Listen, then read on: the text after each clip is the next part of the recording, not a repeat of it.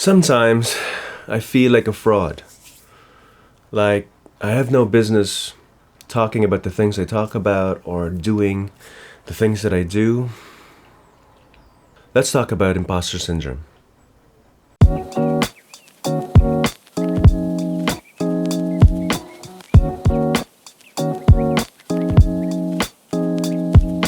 Well, what is imposter syndrome? Well, according to Google or Gemini, it's a psychological pattern where you doubt your own accomplishments and have this internalized fear of being exposed as a fraud, despite you being more than competent and capable. And despite the objective evidences for it, you feel like you're impersonating someone you have no business doing. Now, why is it a problem? Well, because you have this self-imposed narrative and you unnecessarily experience the nervous feelings and fear that come with it. You feel afraid. You fear being exposed as a fraud even though you're not. And those emotions hamper your actions to some extent, like you're driving with less than full throttle. You know, I hear this a lot in academic settings, especially in the context of PhD students or PhD candidates. They'll almost always mention imposter syndrome.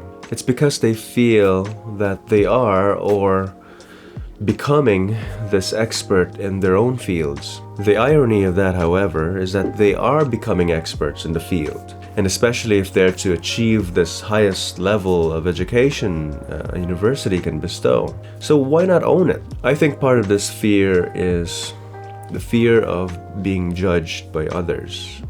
People judging them. And this can be perceived judgments, it's only in your head, but also people do judge you. So it's not completely in your mind. Some people are jealous or envious. And not only in academic settings, I think in every area, if you think about it. You can certainly doubt your own abilities and past achievements. And I see this with new parents, especially with new moms. And I'm only really talking about this by extension, as my wife would have experienced this far more intimately, and what other mothers have said. As a new mom, or a dad for that matter, they feel like they have no idea how to raise this tiny little human being. But from where I'm standing, observing this, they're the most perfect people to do that. The perfect role for the job. And yet, these thoughts still come into their heads. These thoughts become powerful enough to influence them, and to the point that they start behaving like they are incompetent or like a fraud. And then the overwhelming feeling of guilt when something doesn't go well, or just a tiny mistake can really set them off. So the pressure can be so immense. You know, I think moms are amazing, and they certainly don't get the spotlight they deserve. Now let's talk about the perfectionist. This is someone who agonizes over the smallest flaws or mistake in their work. You know, the ones that never publishes their video until it's absolutely perfect, if there's ever such a thing as a perfect video. Or finishing that literature review, and that can potentially take forever, literally. There are other types as well of imposter syndrome, like the ones who will never ask for help, for fear that they might be perceived as someone who is incompetent. Well, I say to that, own it. You need help where you need help. I need help. We all need help at some point. We can't do this alone. It's not a crime or anything. It's not at all wrong. And there are others who are naturally good at performing certain things, but they feel that they can't display that or show it off or in any way that's might appear conceited, because they fear, again, people thinking that they haven't worked hard enough for it. How can you be so good at that one thing? You didn't even learn it, you didn't even study. You know, we all know that person who just rocks up into an exam and does relatively well for very minimal effort. They are naturally intelligent, well, let's acknowledge it. Talent is talent, and I'm sure there are areas that they can certainly improve on. I mean, they're not perfect everywhere. Or the other extreme where you have this super worker or high achiever, kind of akin to the perfectionist, where they must absolutely break their back so that they can prove to others that they are truly hardworking, that they can achieve the highest level of whatever it is they're trying to do. Otherwise, they'll be found out as a fraud. The bottom line is, we are all fallible humans. And so let's embrace our imperfections, our inadequacies, our quirks and idiosyncrasies, because that is what makes you, you.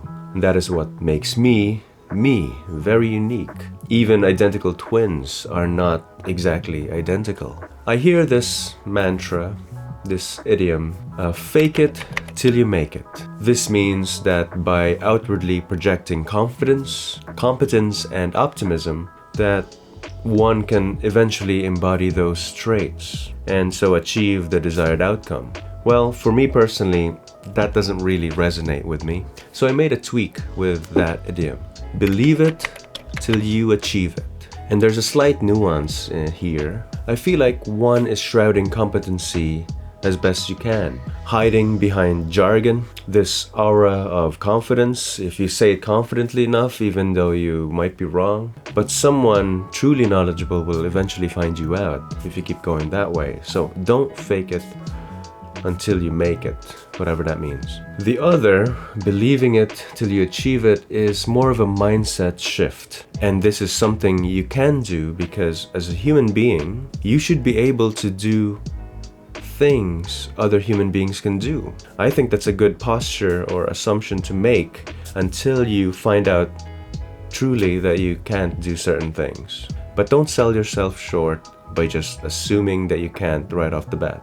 This kind of thinking will actually equip you with the right mental framework to tackle things that will require you to learn certain things and then execute what you learn appropriately, applying them. Faking it until you make it is like this temporary get out of jail card for a very short period of time.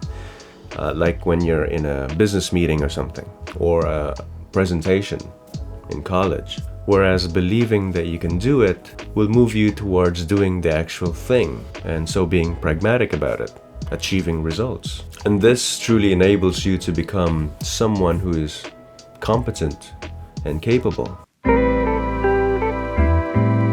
Be aware though, it can swing the other way in the extreme, and I'd call this reverse imposter syndrome, where it can lead to an inflated sense of self-importance and a belief in one's own superiority, even when lacking the necessary skills or knowledge.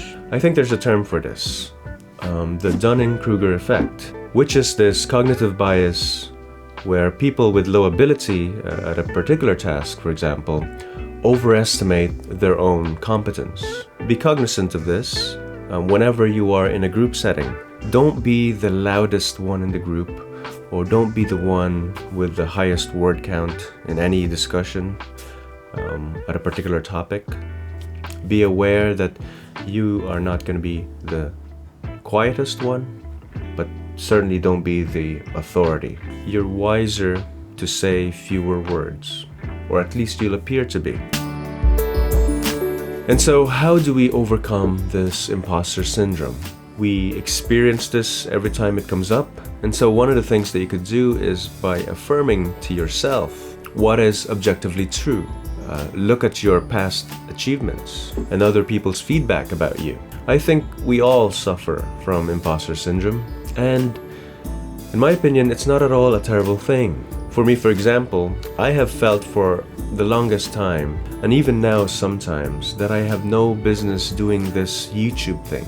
I have no film or media background, or I'm not at all an authority in anything that I say here in this channel. Yes to all that. But my perspective is my own, and I can certainly voice my own opinion. I mean, this is my channel. You are certainly free to disagree, and I'd like for you to write it down in the comments if you feel so compelled to do so. I definitely respect that. And so this is where imposter syndrome can be motivation fuel for me. And the only caveat I would say here is that don't burn yourself out with anxiety. But at the same time, be also aware of paralysis analysis. I mean, do something. I mean, it's hard to steer a stationary ship. I think I heard that somewhere. We can certainly be better and be aware of this imposter syndrome, and we can use it to our advantage. Don't be held back. And it's okay to have these feelings sometimes. And so, understand it and master it. If you've made it this far, I'd like for you to comment the word Excalibur, so I know that you've skipped right to the end of the video, or actually you've watched it till the end. And so until next time, I'll see you in the next one.